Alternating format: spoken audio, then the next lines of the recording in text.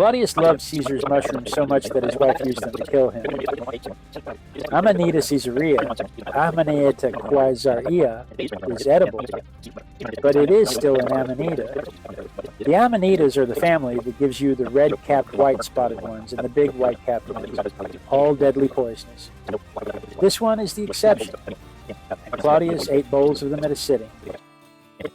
Agrippina, his wife, had a poisoner named Locusta slip Amanita phalloides, Amanita phalloides, the death cap, into his bowl. The death cap has a big white cap and looks similar enough that mixed into a cooked dish, you would not notice the difference. They do not think that dose finished the job. The attending physician who came in to help Claudius is also thought to have given him a second dose that did.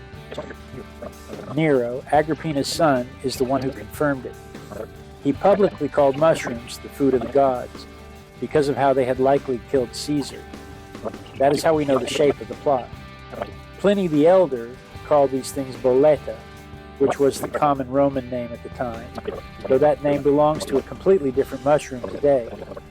The Romans considered these the finest mushrooms available, and if you had a 7-inch cap on your table, you must be rich. The Romans carried them north of the Alps, either as food on the march or as spores that hitched a ride in the soil and material they transported.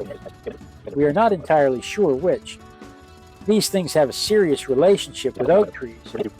Most of the mushroom lives underground for years as a network of fibers, and those fibers wrap around the roots of an oak tree and pull out nitrates and moisture the oak cannot reach on its own.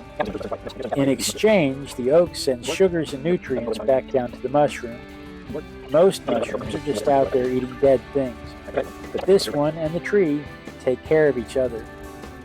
Because of that relationship, you cannot grow these in a greenhouse. You need an oak forest to support them, and every attempt to get them established in the Americas has failed miserably because we do not have the same oaks or the same oak networks. There is a similar species in the United States, sometimes called the Jackson's mushroom, that is similar in texture and taste and appearance, but it is not the same species. American chefs used to call it Caesar's mushroom because they could not get the real thing, and Caesar's mushroom on the menu meant you had the money to source wild-caught European fungus, because that is the only kind there is. Every Caesar's mushroom ever eaten came out of the wild, and their popularity for close to 3,000 years has been entirely dependent on what you can catch.